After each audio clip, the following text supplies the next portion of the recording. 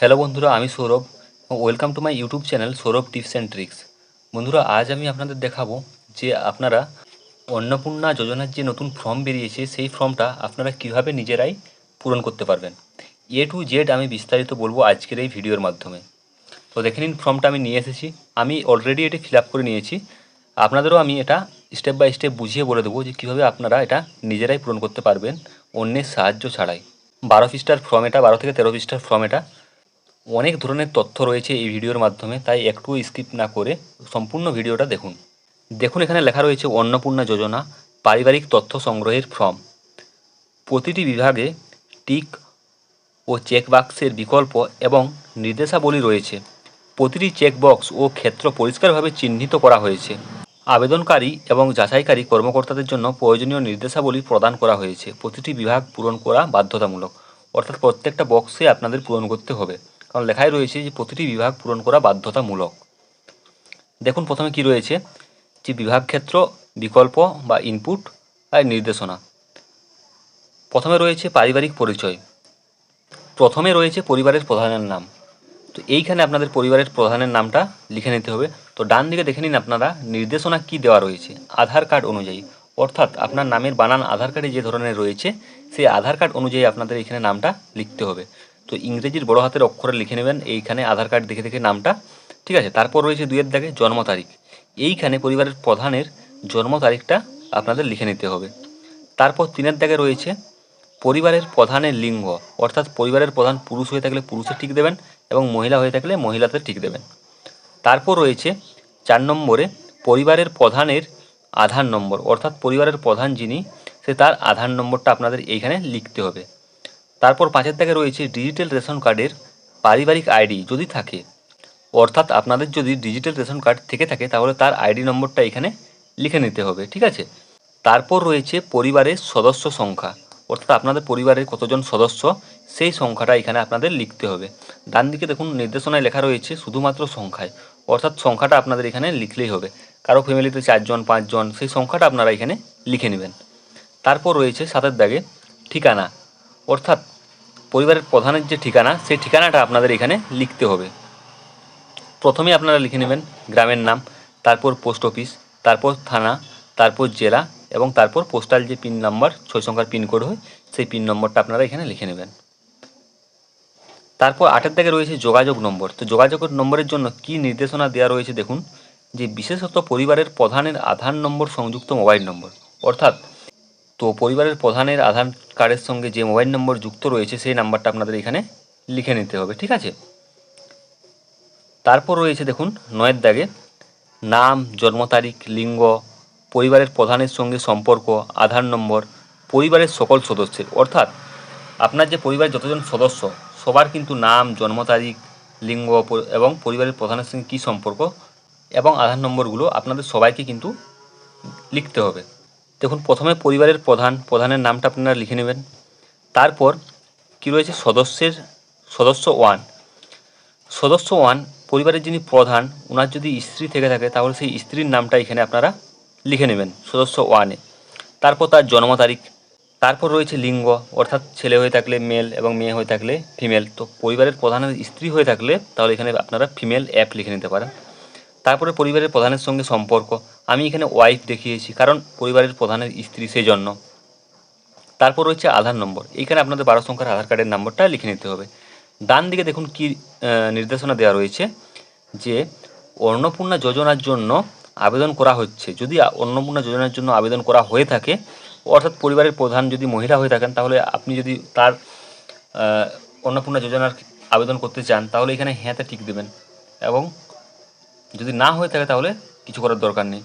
ধরুন আমি এখানে পরিবারের প্রধানের স্ত্রী দিয়েছি সদস্য 1-এ, যিনি অন্নপূর্ণা ভাণ্ডারে বা অন্নপূর্ণা যোজনার আবেদন করবেন, সেই জন্য আমি এখানে টিক চিহ্ন দিয়েছি হ্যাঁতে, ঠিক আছে। তারপর এখানে কী রয়েছে দেখুন, যে বয়স 5 বছরের কম হলে আধার না চিহ্নিত করুন, অর্থাৎ পরিবারের কোনো সদস্যের বয়স যদি 5 বছরের কম হয় তাহলে তার আধার নম্বরের জায়গায় না লিখে দেবেন। তারপর সদস্য 1 যেরকম ফিল আপ করলেন সদস্য 1, 2 আপনারা সেই সেমভাবে ফিল আপ করবেন, ঠিক আছে। অর্থাৎ প্রথমে সদস্য 1-এর নাম দেবেন, তারপর তার জন্ম তারিখ দেবেন, তারপর তার লিঙ্গ, ছেলে হয়ে থাকলে মেল এবং মেয়ে হয়ে থাকলে বা মহিলা হয়ে থাকলে ফিমেল লিখবেন। তারপর তার সাথে পরিবারের প্রধানের সঙ্গে তার সম্পর্ক কী, যদি ছেলে হয়ে থাকলে তাহলে সন লিখবেন, যদি মেয়ে হয়ে থাকে টোটাল লিখবেন, যদি স্ত্রী হয়ে থাকেন তাহলে ওয়াইফ লিখবেন, ঠিক আছে। এবং সাথে তার নিচে আধার নম্বরটা আপনাদের উল্লেখ করে দিতে হবে। এই ছিল প্রথম পেজ। তারপরের পেজে কী রয়েছে চলুন আপনাদের দেখাচ্ছি। তারপর 10 দাগে রয়েছে পরিবারের প্রধান এবং পরিবারের সকল প্রাপ্তবয়স্ক সদস্যের ব্যাংক অ্যাকাউন্ট নগদ অর্থ স্থানান্তরের জন্য। অর্থাৎ পরিবারের যিনি প্রধান এবং বাকি যে সদস্য সকলের ব্যাংক অ্যাকাউন্টের মানে ব্যাংক ডিটেলস আপনাদের এখানে ফিল আপ করতে হবে। দেখুন ডান দিকে নির্দেশনা দেওয়া রয়েছে, ডিবিটি ক্রেডিটের জন্য আধার লিঙ্কযুক্ত ব্যাংক অ্যাকাউন্ট প্রদান করুন। অর্থাৎ যারা যারা অন্নপূর্ণা যোজনার টাকা পাবেন তাদের জন্য অবশ্যই ডিবিটি লিঙ্ক করা থাকে। প্রথমে কি রয়েছে দেখুন, এইচওএফ অর্থাৎ হেড অফ ফ্যামিলি, পরিবারের যিনি প্রধান তার ব্যাংক কোন ব্যাংকে অ্যাকাউন্ট রয়েছে। যাদের স্টেট ব্যাংকে রয়েছে তারা স্টেট ব্যাংক অফ ইন্ডিয়া লিখে দেবেন, যাদের পাঞ্জাব ন্যাশনাল ব্যাংক লিখে নেবেন। যার যে ব্যাংকে অ্যাকাউন্ট রয়েছে সেই ব্যাংকের নামটা প্রথমে আপনাদের লিখতে হবে। তারপর রয়েছে অ্যাকাউন্ট নম্বর, অর্থাৎ আপনার ব্যাংক অ্যাকাউন্টের যে নম্বর সেই নম্বরটা আপনাদের এখানে লিখতে হবে। তারপর রয়েছে আইএফএসসি কোড, তো আপনার ব্রাঞ্চের যে আইএফএসসি কোড সেই কোড নাম্বারটা এখানে আপনাদের লিখে নিতে হবে। আইএফএসসি কোড আপনারা আপনাদের ব্যাংকের যে পাসবুক তার ফার্স্ট পেজেই পেয়ে যাবেন। এইভাবে সদস্য 1, সদস্য 2, সদস্য 3, সদস্য 4 যতগুলো আপনার পরিবারের সদস্য থাকবে সবার কিন্তু সেমভাবে ফিল আপ করতে হবে। অর্থাৎ প্রথমে ব্যাংকের নাম, তারপর অ্যাকাউন্ট নম্বর, তারপর আইএফএসসি কোড, এই অনুযায়ী, ঠিক আছে। পরিবারের যতজন সদস্য থাকবে প্রত্যেকেরই এইটা ফিল আপ করতে হবে। তো এই ছিল 10 নম্বর। তারপর চলো দেখে নিন নেক্সট পেজে কী রয়েছে। দেখুন 11 নম্বরে কী লেখা রয়েছে, এপিক এইচওএফ এবং সকল প্রাপ্তবয়স্ক সদস্য, অর্থাৎ হেড অফ দ্য ফ্যামিলি মানে যিনি পরিবারের প্রধান তিনি এবং সকল প্রাপ্তবয়স্ক সদস্যের ভোটার তালিকার অংশ নম্বর সহ, অর্থাৎ ভোটার তালিকায় যে নাম রয়েছে সেই নামের অংশ নম্বর সহ আপনাদের এখানে দিতে হবে। দেখুন প্রথমে কি রয়েছে, এইচওএফ এর এপিক নম্বর, অর্থাৎ যিনি পরিবারের প্রধান তার হচ্ছে ভোটার কার্ডের নাম্বারটা আপনাদের এখানে লিখে নিতে হবে। তারপর বিধানসভা ক্ষেত্র এবং অংশ নম্বর, অর্থাৎ যে বিধানসভা আপনার সেই বিধানসভার নামটা আপনাদের এখানে লিখতে হবে। এবং অংশ নম্বরটা আপনারা কোথায় পাবেন, অংশ নম্বরটা আপনাদের যে ভোটার স্লিপ সেই ভোটার স্লিপের ডান দিকে দেখবেন লেখা থাকবে অংশ নম্বর, সেই অংশ নম্বরটা আপনাদের দেখে দেখে এখানে লিখতে হবে। আপনারা আপনাদের ভোটার লিস্ট, সেই ভোটার লিস্টের আপনাদের যেখানে নাম থাকবে ভোটার লিস্টে সেই নামের কাছেও অংশ নম্বরটা লেখা থাকবে, সেইটা আপনাদের দেখে করে লিখতে হবে। সেম এভাবেই সদস্য 1, সদস্য 2 এবং সদস্য 3 এগুলো আপনাদের পরপর ফিল আপ করতে হবে। আপনার পরিবারের যতজন সদস্য প্রাপ্তবয়স্ক সবার কিন্তু ভোটার কার্ডের নাম্বার এবং বিধানসভা ক্ষেত্রের নাম এবং অংশ নম্বর ফিল আপ করতে হবে। তারপর ভারতে কী রয়েছে দেখুন, বিভাগ, অর্থাৎ আপনি যদি জেনারেল হয়ে থাকেন, এসসি হয়ে থাকেন, এসটি হয়ে থাকেন এবং ওবিসি হয়ে থাকেন সেগুলো আপনাদের এখানে টিক করে এবং তার শংসাপত্র অর্থাৎ সার্টিফিকেট আপনাদের এখানে দিতে হবে। দেখুন ডান দিকে লেখা রয়েছে নির্দেশনায় যে প্রযোজ্য শংসাপত্র যেমন জাতিগত, আর্থিকভাবে দুর্বল, যারা হ্যান্ডিক্যাপ শংসাপত্র এবং ক্রিমি লেয়ার শংসাপত্র ইত্যাদি। অর্থাৎ আপনি যদি জেনারেল হয়ে থাকে জেনারেলে টিক দেবেন, আপনি যদি ওবিসি হয়ে থাকেন তাহলে ওবিসিতে টিক দেবেন এবং এসসি হয়ে থাকলে এসসিতে, এসটি হয়ে থাকলে এসটিতে এবং সেই যে আপনার সার্টিফিকেটটাও এই ফর্মের সাথে আপনাদের জমা করতে হবে। তারপর দেখুন খয়ের দাগে কী রয়েছে, যে রেশন কার্ড বা খাদ্য ভর্তুকি, আপনার কি ডিজিটাল রেশন কার্ড আছে?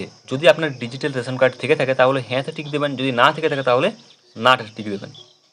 যদি হ্যাঁ হয় তবে কার্ডের ধরন উল্লেখ করুন। আপনার যদি ডিজিটাল রেশন কার্ড থেকে থাকে তাহলে কী ধরনের card, AAY, PHH, SPHH, RKSY1, RKSY2 না ভর্তুকিহীন, আপনাদের যে ধরনের কার্ড সেই কার্ডের জায়গায় আপনারা টিক দেবেন, ঠিক আছে। তারপর পরিবারটি রেশন দোকান থেকে মাসিক রেশন তুলছে কিনা, পরিবারটি যদি রেশন দোকান থেকে প্রত্যেক মাসে রেশন তুলে তাহলে হ্যাঁতে টিক দেবেন, আর যদি না তুলে থাকে তাহলে নাতে টিক দেবেন। তারপর হচ্ছে সম্পদ, গোয়ের দিকে দেখুন সম্পদ, বাড়ির ধরন, আপনার বাড়িতে কি 3 বা তার বেশি পাকা ঘর রয়েছে? যদি আপনার বাড়িতে 3 বা তার বেশি পাকা ঘর থেকে থাকে তাহলে হ্যাঁতে টিক দেবেন, আর যদি না থেকে থাকে পাকা ঘর তাহলে নাতে টিক দেবেন। 2 দিকে রয়েছে পারিবারিক জমির মালিকানা, অর্থাৎ আপনার ফ্যামিলির মধ্যে যদি কারো জমি থেকে থাকে বা জমির মালিক হয়ে থাকেন আপনারা কেউ তাহলে হ্যাঁতে টিক দেবেন, না হলে না দেবেন। আর যদি জমি থেকে থাকে আপনাদের সেই জমির রেকর্ড বা পর্চা বা দলিল সেটা আপনাদের এই ফর্মের সাথে অ্যাটাচ করতে হবে, অর্থাৎ জমা দিতে হবে, ঠিক আছে। তো এই ছিল থার্ড পেজ এবং তারপরের পেজে কী রয়েছে চলুন দেখুন। পরিবারের সকল সদস্যের মোট জমির পরিমাণ শতকে, অর্থাৎ আপনার পরিবারের সমস্ত যে সদস্য টোটাল সদস্যের যে মোট জমি আপনার পরিবারের যতটা জমি রয়েছে সেটা আপনাদের শতকে লিখতে হবে। 100 শতক অর্থাৎ 1 একর, এই অনুযায়ী আপনারা এখানে লিখবেন। তারপর 4 থেকে রয়েছে যানবাহন। আপনি বা পরিবারের কোনো সদস্য কি অবাণিজ্যিক মোটর চালিত 4 চাকার গাড়ি রয়েছে? অর্থাৎ আপনার ফ্যামিলির যদি কারো অবাণিজ্যিক 4 চাকার গাড়ি থেকে থাকে তাহলে হ্যাঁতে টিক দেবেন, এবং না থেকে থাকে তাহলে নাতে টিক দেবেন। যদি থেকে থাকে তাহলে সেই গাড়ির সংখ্যা উল্লেখ করুন, কতগুলি গাড়ি রয়েছে, এবং সেই গাড়ির রেজিস্ট্রেশন নম্বরটাও কিন্তু আপনাদের এখানে লিখতে হবে। ডান দিকে নির্দেশ কি দেওয়া রয়েছে দেখুন, যে গাড়ি, জিপ, ট্রাক্টর অন্তর্ভুক্ত করুন। যদি হ্যাঁ হয় সেই মডেল নম্বরটা আপনাদের এখানে কি মডেলের গাড়ি সেটা আপনাদের লিখতে হবে। তারপর কি রয়েছে দেখুন 5 থেকে, যে পরিবার ভিত্তিক সদস্যের স্বাস্থ্য বীমা। যদি স্বাস্থ্য বীমা থেকে থাকে তাহলে হ্যাঁতে টিক দেবেন, না থেকে থাকে তাহলে নাতে টিক দেবেন। এবং যদি স্বাস্থ্য বীমা থেকে থাকে, যদি হ্যাঁ হয় তবে সরকারি বা বেসরকারি বিমার অঙ্ক এবং প্রিমিয়ামের বিবরণ সহ উল্লেখ করুন। যদি আপনাদের স্বাস্থ্য বীমা করা থাকে তাহলে সেই তার প্রিমিয়াম এবং মোট টাকার অঙ্ক সেটা আপনাদের এখানে লিখতে হবে। সেম প্রথমে পরিবারের প্রধান যদি থেকে থাকে তাহলে তারটা লিখবেন, তারপর সদস্য 1 বা সদস্য 2 পরিবারের কোনো সদস্য থেকে থাকে তাহলে সেগুলো আপনাদের এখানে বিবরণ দিতে হবে। তারপর ঘরের দিকে কী রয়েছে দেখুন, আয় ওর পেশা। ঠিক আছে, কোনো সদস্য কি আয়কর বা পেশাগত কর প্রদান করেন? অর্থাৎ আপনার পরিবারের কোনো সদস্য কি ট্যাক্স দিয়ে থাকেন? যদি হ্যাঁ হয়ে থাকে তাহলে হ্যাঁতে টিক দেবেন, এবং যদি না হয়ে থাকে তাহলে নাতে টিক দেবেন। তারপর 2 দিকে কী রয়েছে দেখো, যে পরিবারের সদস্যের প্যান কার্ড যদি থাকে, যদি পরিবারের সদস্যের প্যান কার্ড থেকে থাকে তাহলে হ্যাঁতে টিক দেবেন, আর যদি না হয় তাহলে নাতে টিক দেবেন। যদি প্যান কার্ড থেকে থাকে সেই সদস্যের নাম এবং তাদের প্যান কার্ডের নম্বরগুলো আপনাদের এখানে লিখতে হবে। প্রথমে এইচওএফ অর্থাৎ পরিবারের যিনি প্রধান তার নাম লিখবেন, এবং তার প্যান নম্বরটা এখানে লিখে দেবেন। সদস্য 1, সদস্য 2, এইভাবে প্রত্যেকের নাম এবং প্যান কার্ডের নম্বরটা আপনাদের লিখতে হবে। তো দেখে নিন 4 নম্বর পেজও হয়ে গেল। এবার তারপর নেক্সট পেজে কী রয়েছে, কর্মসংস্থানের ধরন, অর্থাৎ কী ধরনের কাজবাজ করে আপনার পরিবারের সমস্ত সদস্য। প্রথমে কার রয়েছে দেখুন, যে পরিবারের প্রধান। ডান দিকে নির্দেশ দেওয়া রয়েছে, সবচেয়ে উপযুক্ত ঘরে টিক চিহ্ন দিন, যদি থাকে প্রয়োজনীয় নথি এবং স্বঘোষণা জমা দিন। পরিবারের প্রধান, যে সরকারি ক্ষেত্রে কোনো যদি কর্মসংস্থান রয়েছে, অর্থাৎ সরকারি কোনো জায়গায় যদি কাজ করে থাকে, বা বেসরকারি ক্ষেত্রে বেতনভুক্ত কর্মচারী, অর্থাৎ বেসরকারি কোনো অফিস আদালতে কাজ করে থাকে তাহলে সেটা টিক দিতে হবে। সংগঠিত ক্ষেত্রে যুক্ত, অর্থাৎ কোনো উদ্যোক্তা, ব্যবসায়ী যদি মালিক ইত্যাদি হয়ে থাকে তাহলে এখানে টিক দিতে হবে। আংশিক সময়ের কর্মরত, অর্থাৎ পার্ট টাইম কোনো কাজ করে থাকলে তাহলে এখানে টিক দিতে হবে। অসংগঠিত ক্ষেত্রে শনিযুক্ত, অর্থাৎ কারিগর বা শিল্পী যদি কৃষক হয়ে থাকে তাহলে এইখানে টিক দিতে হবে। তারপর পরিযায়ী শ্রমিক হয়ে থাকলে এইখানে টিক দিতে হবে, এবং বেকার হয়ে থাকলে এইখানে টিক দিতে হবে, এবং অন্যান্য কিছু হয়ে থাকলে আপনাদের এইখানে টিক দিতে হবে। কর্মসংস্থানের ধরন পরিবারের প্রধানের যেভাবে ফিল আপ করবেন, পরিবারের সদস্য 1, সদস্য 2 প্রত্যেকটা সদস্যের আপনাদের সেইভাবে করতে হবে। অর্থাৎ সরকারি ক্ষেত্রে যদি কাজ করে থাকে তাহলে সরকারি ক্ষেত্রের এখানে টিক দিতে হবে, কোনো বেসরকারি জায়গায় কাজ করে থাকলে তাহলে এখানে টিক দিতে হবে, যদি ব্যবসায়ী, উদ্যোক্তা বা মালিক হয়ে থাকেন তাহলে এইখানে টিক দিতে হবে, এবং যদি কোনো পার্ট টাইম জব করে থাকেন তাহলে এই যে আংশিক সময়ের কর্মরত এখানে টিক দিতে হবে, যদি কারিগর, শিল্পী বা কৃষক হয়ে থাকে তাহলে এইখানে টিক দিতে হবে, এবং যদি পরিযায়ী শ্রমিক হয়ে থাকে তাহলে এখানে, যদি বেকার হয়ে থাকে তাহলে বেকারের জায়গায় টিক দিতে হবে, যদি অন্যান্য কিছু কাজ করে থাকে তাহলে এই অন্যান্যতে টিক দিতে হবে। এইভাবে পরিবারের প্রধান সহ পরিবারের সমস্ত সদস্যের এগুলো ফিল আপ করতে হবে। ঠিক আছে, তো দেখে নিন এই ছিল 5 নম্বর পেজ, এবং নেক্সট পেজে কী রয়েছে। নেক্সট পেজে আপনারা পাবেন পরিবারের শিক্ষিত প্রাপ্তবয়স্ক সদস্যের সংখ্যা এবং পরিবারের অশিক্ষিত প্রাপ্তবয়স্ক সদস্যের সংখ্যা, অর্থাৎ আপনার পরিবারে কতজন শিক্ষিত মেম্বার এবং কতজন অশিক্ষিত মেম্বার। ঠিক আছে, সেগুলো আপনাদের সংখ্যাগুলো এখানে উল্লেখ করতে হবে। যতজন আপনার পরিবারে শিক্ষিত সেখানে উল্লেখ করবেন, এবং যতজন অশিক্ষিত এগুলো এইখানে উল্লেখ করবেন। ডান দিকে নির্দেশনা কী দেওয়া রয়েছে দেখুন, যে পরিবারের সকল শিক্ষিত প্রাপ্তবয়স্ক সদস্যের সর্বোচ্চ শিক্ষাগত যোগ্যতা প্রদান করুন। অর্থাৎ আপনার পরিবারের যে সদস্য সর্বোচ্চ যে শিক্ষাগত যোগ্যতা সেটা আপনাদের এখানে লিখতে হবে, এবং তার ডকুমেন্টসও আপনাদের দিতে হবে।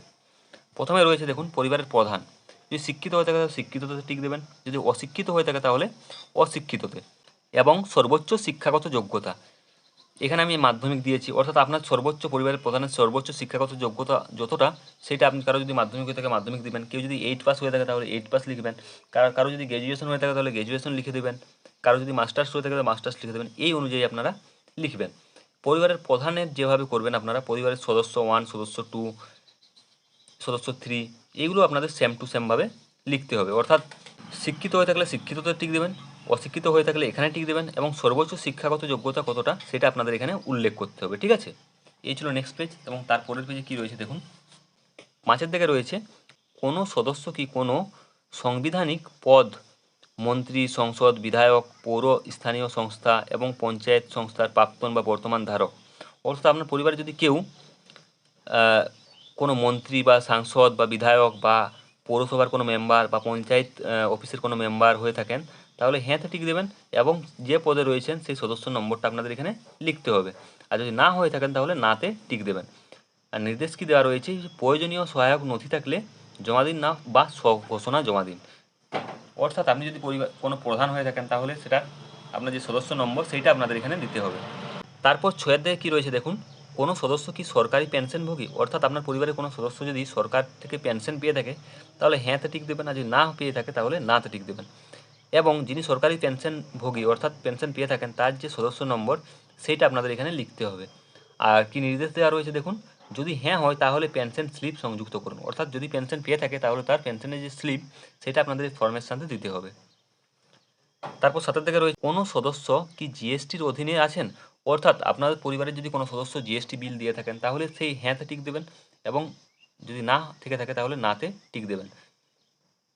এবং যদি থেকে থাকে তাহলে জিএসটি নম্বরটা আপনাদের এখানে লিখতে হবে।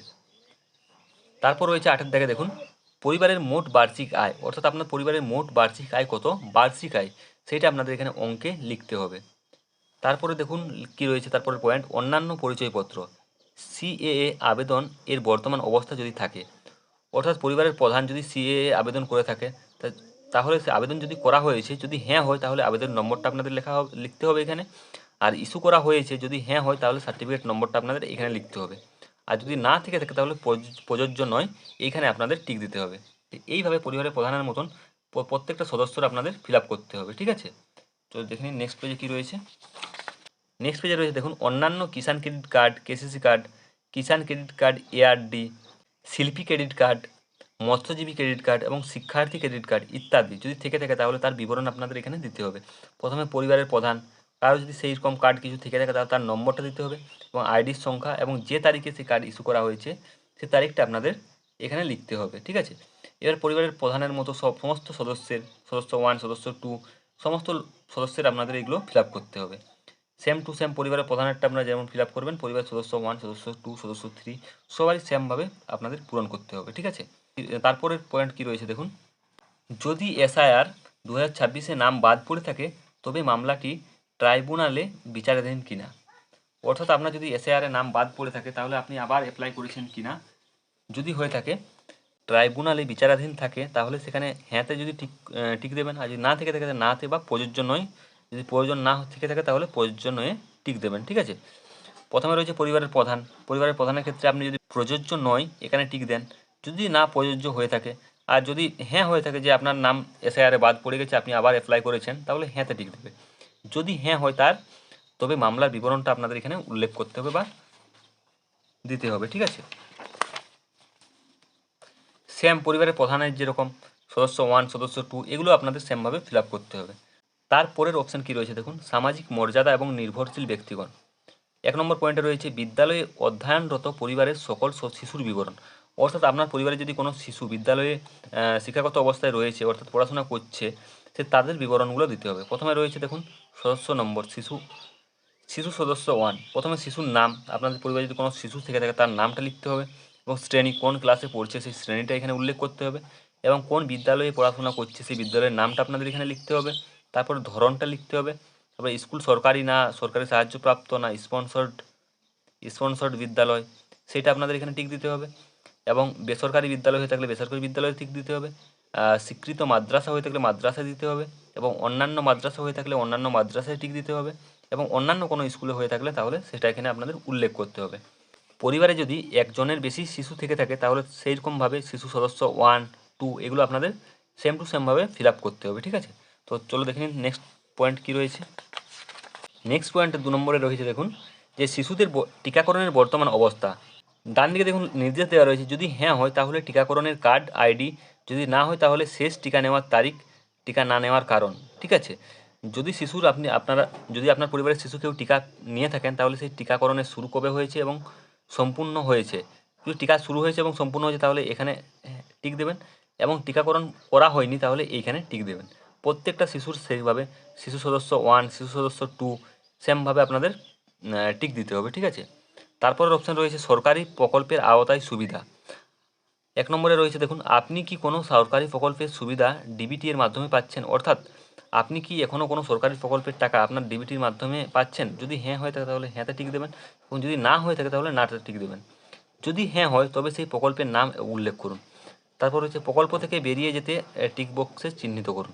তো আপনি যদি কোনো প্রকল্পের টাকা ডিবিটির মাধ্যমে পেয়ে থাকেন তাহলে আপনারা হ্যাঁতে টিক দেবেন, এবং যদি না পেয়ে থাকেন নাতে টিক দেবেন। সেমভাবে রয়েছে দেখুন যে পরিবারের প্রধান বা পরিবারের প্রধানের অপশান রয়েছে এখানে। তারপর পরিবারের সদস্য 1 2 3 এইভাবে আপনাদের নাম দেওয়া থাকবে। তাহলে পরিবারের প্রত্যেকটা সদস্যরই আপনার এই জিনিসটা ফিল আপ করতে হবে। দেখুন এখানে লেখা রয়েছে পরিবারের প্রধান। যদি এখানে প্রত্যাহার করতে চান, যদি আপনারা সেই প্রকল্প থেকে নাম তুলে নিতে চান, সেই প্রকল্পের নামটা আপনাদের লিখতে হবে এখানে তাহলে, এবং প্রত্যাহার করতে চান সেটা হ্যাঁ টিক দেবেন, ঠিক আছে। এই সেমভাবে সদস্য 1 সদস্য 2 আপনাদের ফিল আপ করতে হবে, ঠিক আছে। তারপরের পেজে কী রয়েছে দেখুন, 2 নম্বরে রয়েছে বাদ দেওয়া হলে কারণ অফিসার কর্তৃক পূরণীয়। অর্থাৎ আপনি যদি কোনো প্রকল্পের ডিবিটির মাধ্যমে টাকা পেতেন এবং বর্তমানে সেই প্রকল্পের থেকে আপনার নাম সরাতে চাইছেন, তার কারণটা আপনাদের এখানে লিখতে হবে, ঠিক আছে। তারপরের পয়েন্ট কী রয়েছে দেখুন, যে আমি এই মর্মে ঘোষণা করছি যে উপরে প্রদত্ত তথ্য আমার জ্ঞান ও বিশ্বাস অনুযায়ী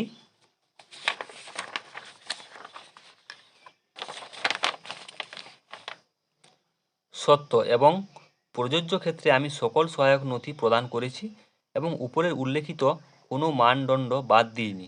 আমি অবগত যে আমার প্রদত্ত কোনো তথ্য মিথ্যা প্রমাণ হলে আমার সামাজিক সুরক্ষা সংক্রান্ত সুবিধা সমূহ বন্ধ হয়ে যেতে পারে। অর্থাৎ আমি যা কিছু তথ্য দিচ্ছি এগুলো আমি সব সঠিক দিচ্ছি, এবং সেই ক্ষেত্রে যদি কোনো ভুল থেকে থাকে তাহলে আমার এই প্রকল্পের থেকে নামটা বাদ হয়ে যাবে, ঠিক আছে।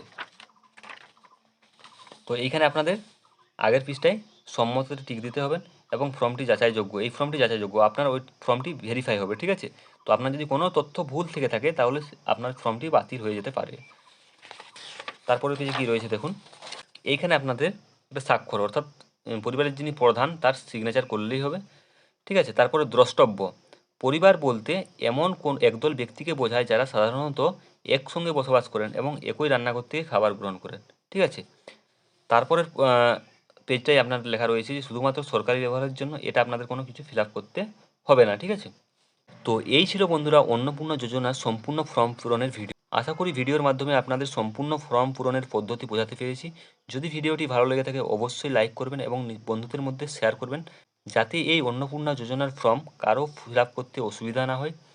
তো ভিডিওটি ভালো লেগে থাকলে অবশ্যই একটা লাইক এবং কমেন্ট করে দিন, এবং পরবর্তী এরকম গুরুত্বপূর্ণ ভিডিওর জন্য অবশ্যই আমার চ্যানেলটি সাবস্ক্রাইব করে পাশের থাকা বেল আইকন প্রেস করে দিন।